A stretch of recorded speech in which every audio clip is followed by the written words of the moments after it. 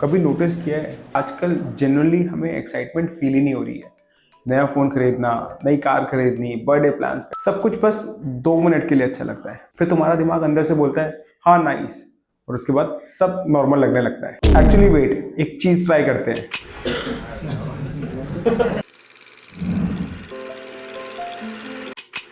कुछ फील हुआ may be, थोड़ा सा, लेकिन बहुत ज़्यादा नहीं ना।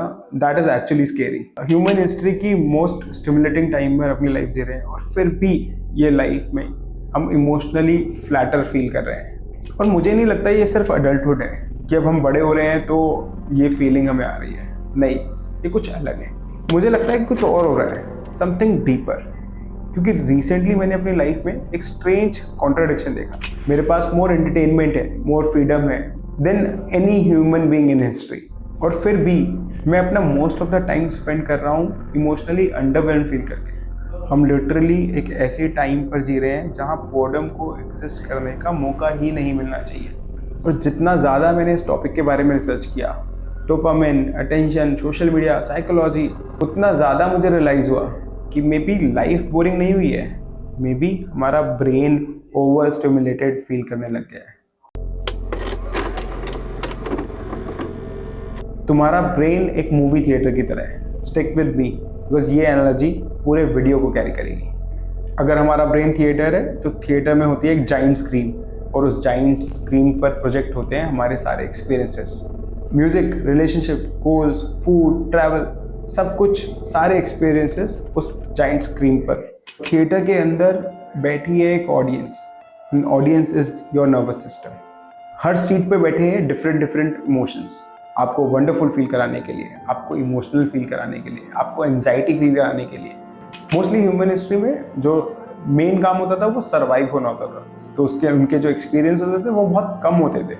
डेली सेम रूटीन होता था, और मोस्ट ऑफ ह्यूमन हिस्ट्री में ये थिएटर मोस्टली खाली रहते थे। जो फंक्शंस होते थे वो बहुत लिमिटेड होते थे, फेस्टिवल बहुत लिमिटेड होते थे, तो ये थिएटर्स, ये इमोशंस कभी कभी रन होते थे। और यही रीज़न था कि ये सारे एक्सपीरियंसेस बहुत इमोशनली हेवी फील होते थे, बिकॉज वो रेयर होते थे। लेकिन आज के टाइम में दुनिया थोड़ी अलग है। आज के टाइम में थिएटर में हर वक्त कुछ ना कुछ चल रहा है।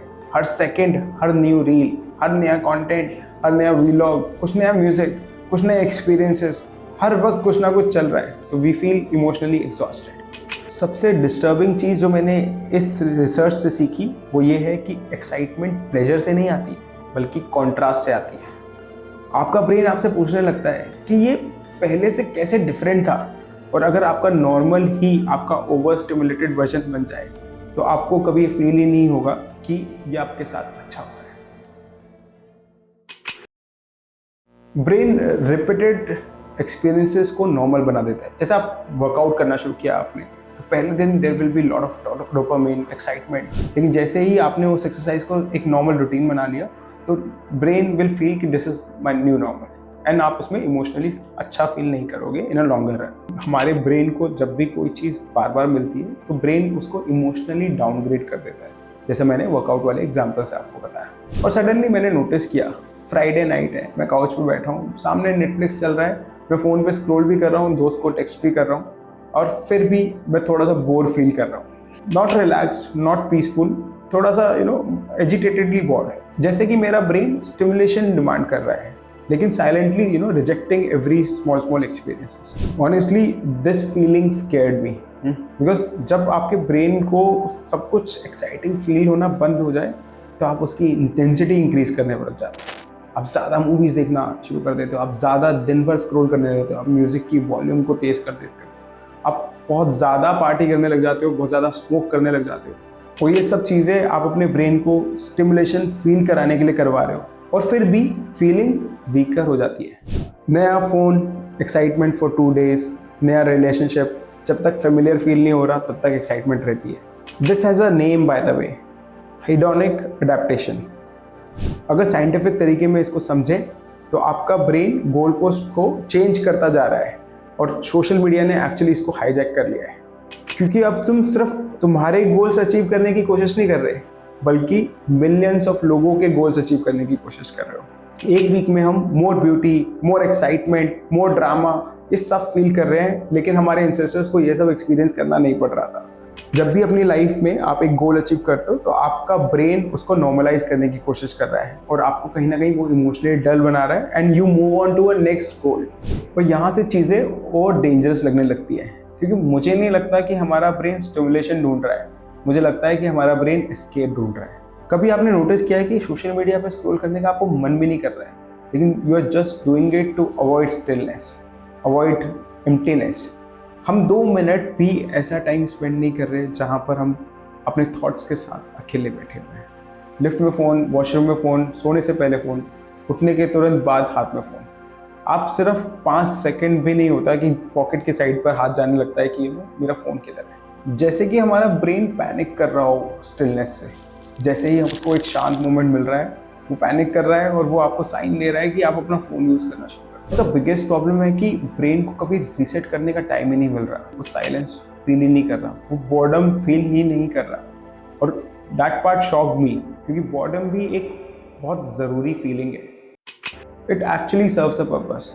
Boredom creates a space for creativity, imagination, curiosity, space for thoughts that are actually yours. बिना इन एम्प्टी स्पेसेस के आपके ब्रेन को कॉन्ट्रास्ट फील नहीं होगा, और विदाउट एनी कॉन्ट्रास्ट आपका फील इमोशनली अलाइव फील कर ही नहीं पाएगा। मुझे याद है कि बचपन के वो छोटे छोटे मोमेंट्स में इतनी ज़्यादा एक्साइटमेंट क्यों होती थी। वो स्कूल की पिकनिक, वो समर वेकेशन, वो ये छोटी छोटी चीज़ें अच्छी लगती थी। मुझे लगता था कि बचपन बेटर था, लेकिन अब एक रीज़न मिल गया है मुझे, क्योंकि बचपन स्लो था। हम हर चीज़ के लिए वेट किया करते थे, वेट करने से एंटिसिपेशन क्रिएट होता है। आज एंटिसिपेशन ऑलमोस्ट मर चुकी है, because everything is instantly available. Movie Netflix खोल लो, फूड ऑर्डर करना है 10 मिनट में आ जाएगा, आपको टाइम पास करना है आप कोई भी सोशल मीडिया खोल लो। जब चीज़ें इतनी इंस्टेंटली अवेलेबल मिलेंगी तो एंटिसिपेशन और मिस्ट्री बिल्कुल ख़त्म हो जाएंगी, और ह्यूमन इमोशन मिस्ट्री पर सर्वाइव करते हैं। शायद आपने भी ये फील किया होगा, मैंने तो ये फील किया है। कभी कभी हमें ज़्यादा एक्साइटमेंट एक्सपीरियंस करने से ज़्यादा इमेजिन करने में होने लगती है। ट्रिप प्लान करना ज़्यादा अच्छा लगता है ट्रिप को एक्सपीरियंस करने से। शॉपिंग करना ज़्यादा अच्छा लगता है एक्चुअली इसको ओन करने के एक्सपीरियंस से। ऑर्डर करना फूड ज़्यादा अच्छा लगता है उसको खाने के एक्सपीरियंस से, because anticipation is emotionally powerful and modern life destroys anticipation. हमारा ब्रेन कॉन्स्टेंटली रिवॉर्ड रिसीव कर रहा होता है without any effort, without any emotional buildup, और इवेंचुअली रिवॉर्ड सिस्टम नम होने लगता है। This is why after hours of scrolling आपको अंदर से एक एम्प्टी फीलिंग होने लगती है, not satisfied, empty. Because stimulation और फुलफिलमेंट दोनों में एक डिफरेंस होता है। This difference change my entire understanding of modern life. ये वाला पार्ट एक्चुअली मुझे अनकंफर्टेबल फील करा रहा है, क्योंकि ऐसा लगने लगा है कि हम एक्चुअली इमोशंस को फील नहीं कर रहे हैं, बल्कि उसको कंज्यूम करने लगे हैं। सोचो ज़रा, सैड हो तो कंटेंट देख लो, थोड़ा सा एंशियस फील कर रहे हो तो म्यूजिक सुन लो, जैसे ही कहीं ऑकवर्ड साइलेंस आने लग जाता है आप फ़ोन उठाने लग जाते हो। हर अनकंफर्टेबल इमोशंस पे आप कुछ ना कुछ उसका सॉल्यूशन ढूंढ लेते हो, और इसी वजह से हम लूज करते हैं इमोशनल एंड्योरेंस। हमारी जनरेशन फिजिकली एग्जॉस्टेड कम है, मेंटली ओवर स्टिमुलेटेड ज़्यादा है, इसीलिए आजकल हम लोग ज़्यादा थकावट, ज़्यादा टायर्डनेस फील करते हैं without even doing anything, because tension, exhaustion is real. हमारा ब्रेन कभी डिज़ाइन नहीं हुआ इतनी सारी इंफॉर्मेशन को प्रोसेस करने के लिए एक दिन में। Breaking news, memes, emails, text, but इतनी सारी इंफॉर्मेशन एक दिन में हम कंज्यूम कर लेते हैं। और आई थिंक दिस एक्सप्लेन्स कि जब हम इतना कंज्यूम करेंगे तो सब लोग जब फाइट करेंगे, nobody will win and actually our brain is overloaded. मैंने रिसेंटली नोटिस किया कि मेरी लाइफ के most meaningful moments actually high stimulation moment नहीं थे, लेकिन बहुत स्लो मोमेंट थे। जैसे बारिश आ जाना, दोस्त के साथ एक डीप कॉन्वर्सेशन हो जाना, ऐसे स्लो मोमेंट ही मेरी लाइफ के बहुत अच्छे मोमेंट्स थे। बहुत छोटे मोमेंट्स लेकिन इमोशनली विविड मोमेंट्स। मुझे ऐसा लगता है कि मुझे वैसा फील हुआ क्योंकि मैं इमोशनली प्रेजेंट था वहाँ।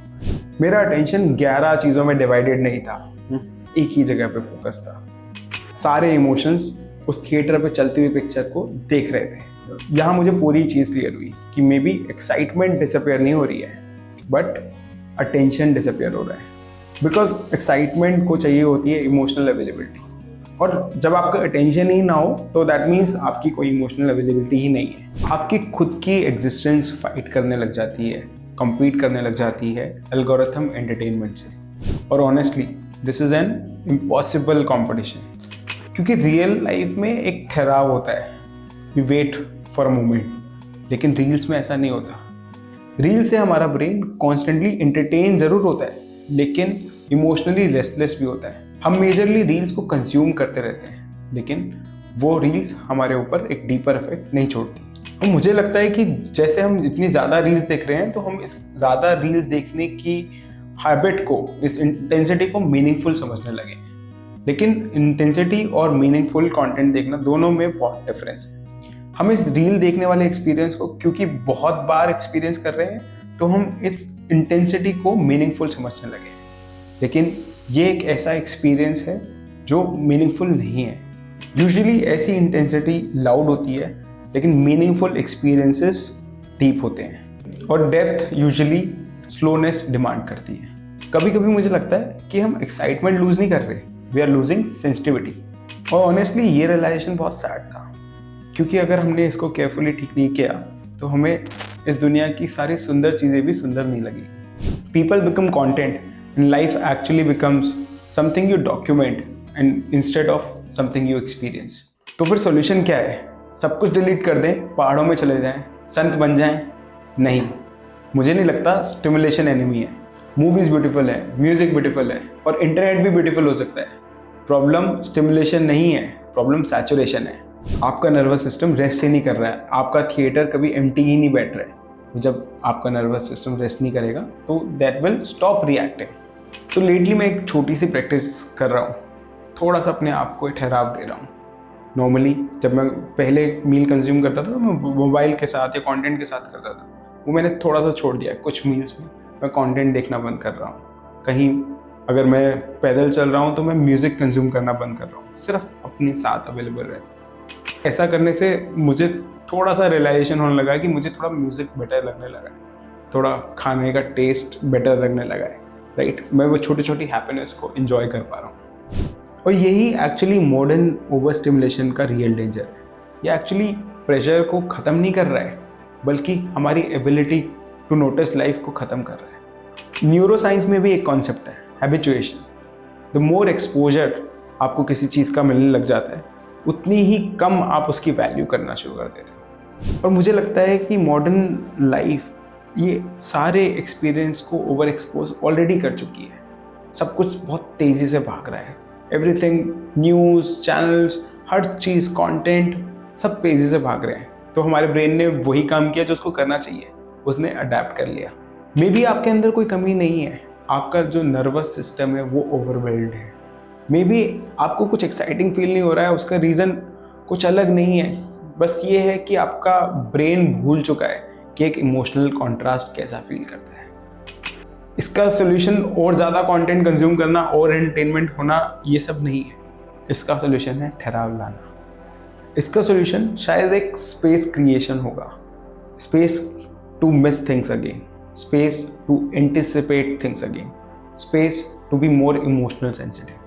बिकॉज एक्साइटमेंट सिर्फ इंटेंसिटी से नहीं आती, कभी कभी एक ठहराव भी एक्साइटमेंट क्रिएट करती है। मेरी मानो तो सबसे पावरफुल चीज़ जो आप एक ब्रेन के लिए कर सकते हो, तो give him some rest, let theatre go to rest,